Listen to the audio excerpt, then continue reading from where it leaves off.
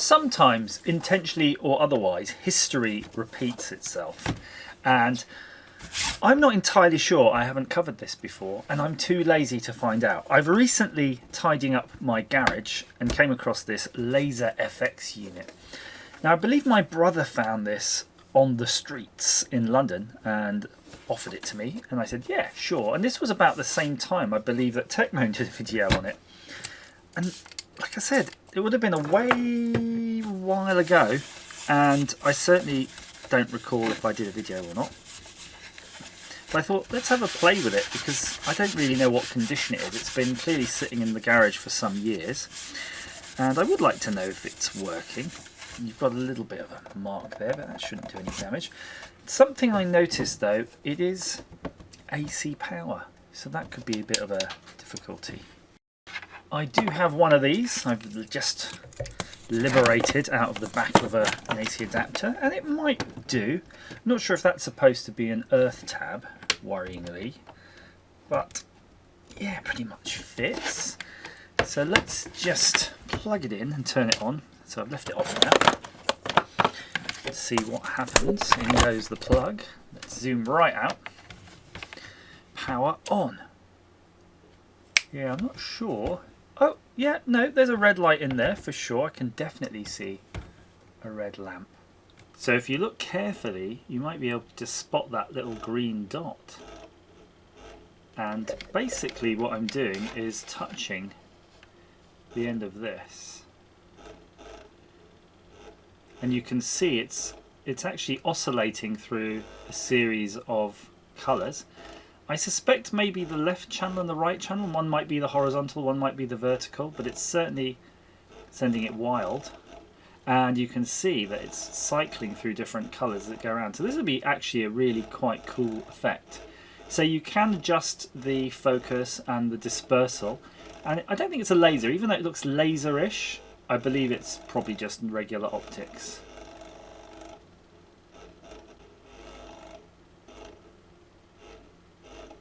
Quite satisfying.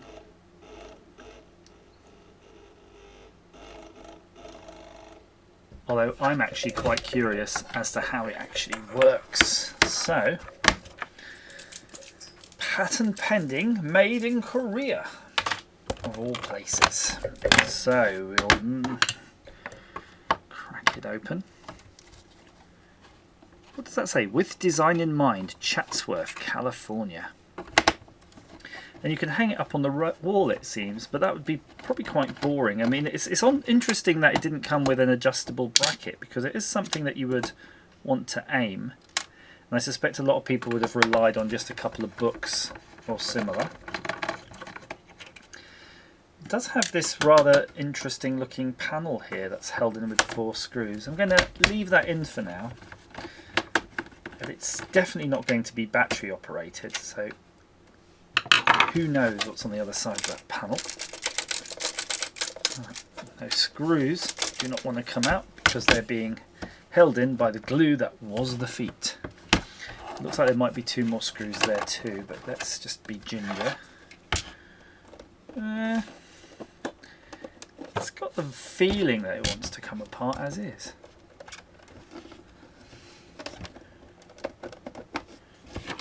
Let's have another go here.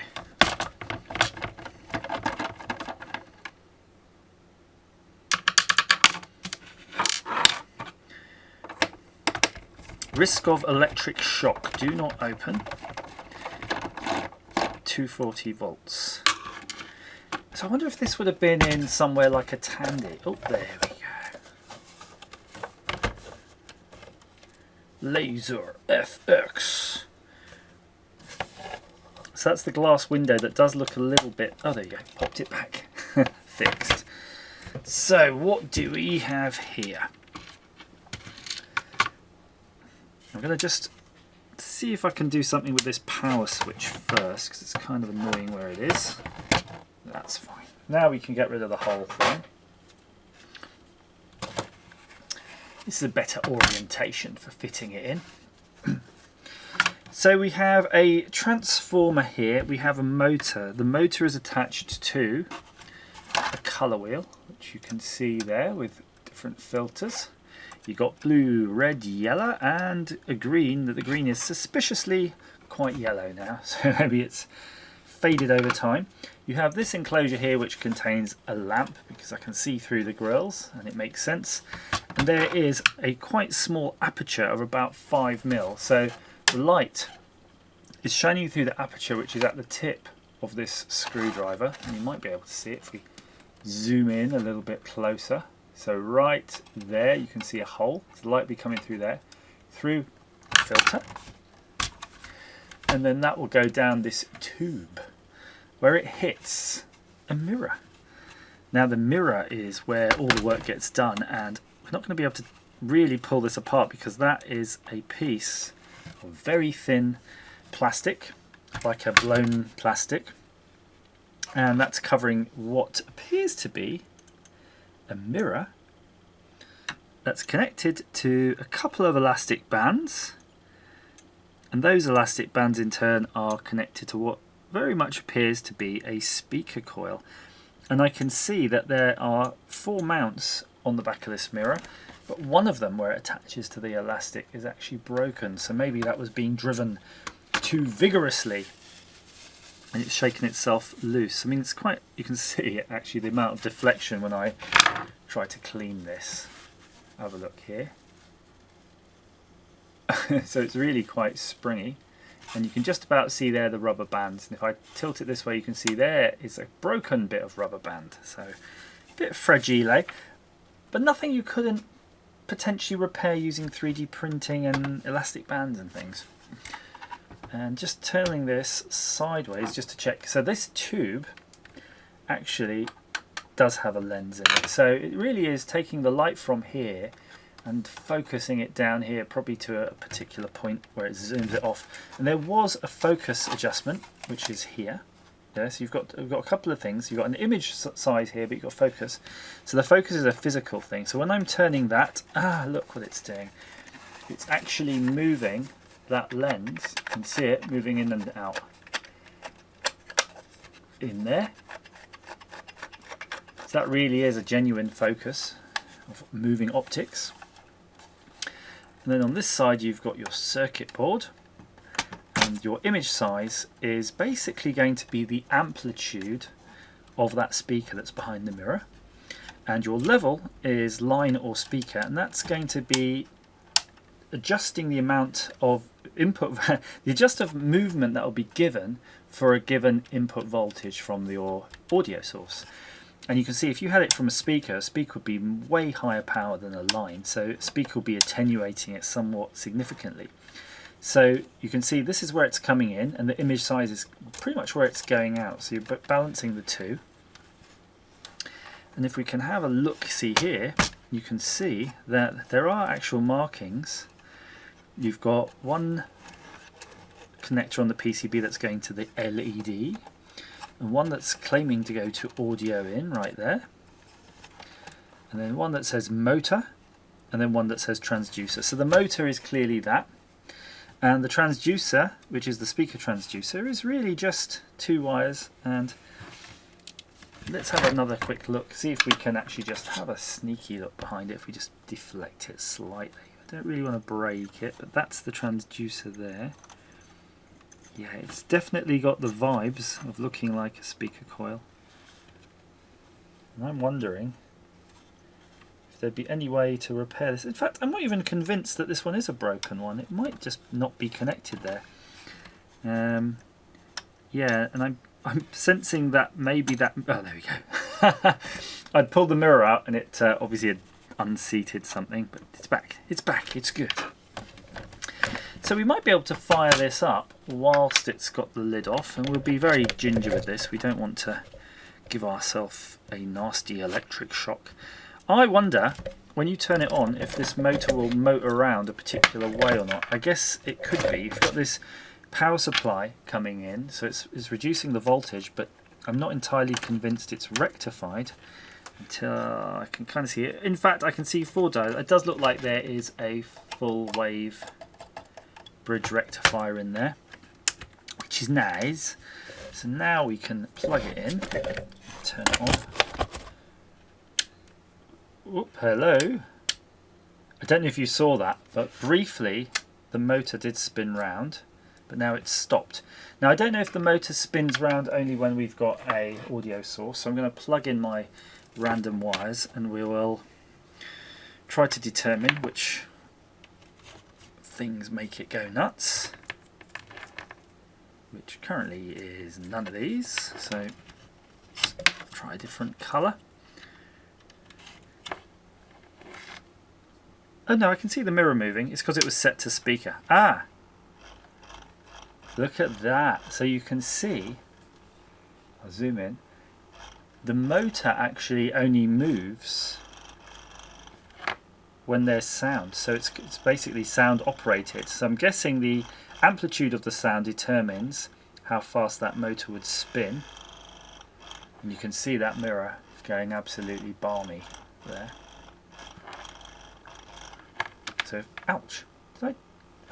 I imagined I just got a shock, but I don't know now. So I'm going to tilt it ever so slightly, and you can see down there, if you focus down there, you can see that bead of light.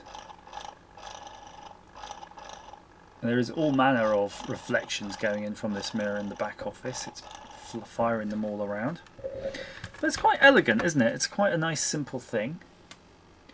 You could probably make something like this. And you can hear the transducer buzzing. And if I turn image size down, it's much quieter. And then image size up, it's much. So the image size is definitely the amplitude of the output.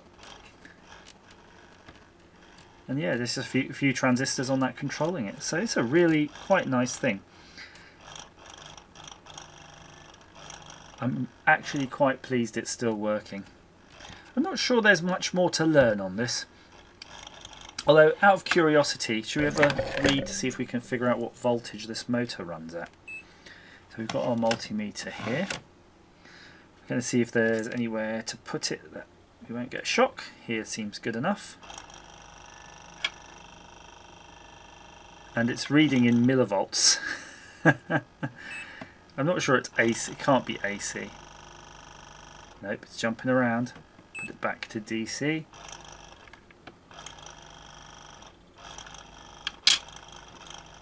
It's hard to determine what actually makes that spin because the motor doesn't spin continuously. It spins only when the change is interesting. We'll probably get more out of our transducer. Let's see what voltage our transducer's running at. Again, the old multimeter's not capable for that. These are probably an opportunity really for an oscilloscope or an old multimeter with a needle. So who knows?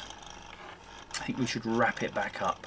I think we actually did learn something today as well, that this little door on the back is most likely the way you change your lamp.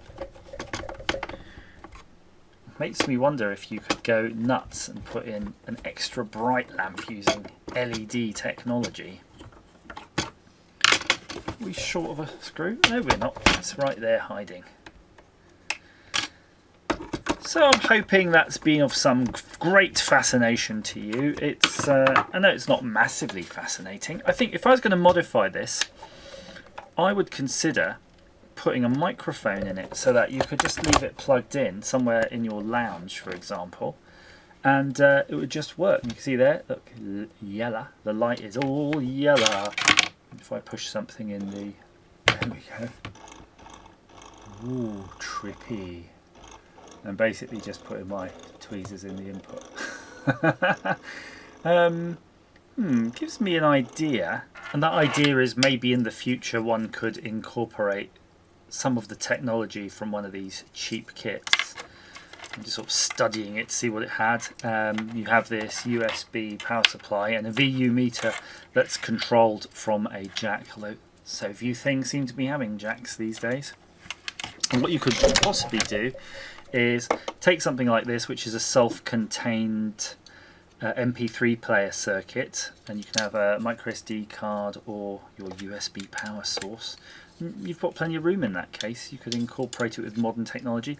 Maybe a Bluetooth thing would be nice, and actually you could fit a speaker in there too. There was something though strange that was on the tip of my tongue.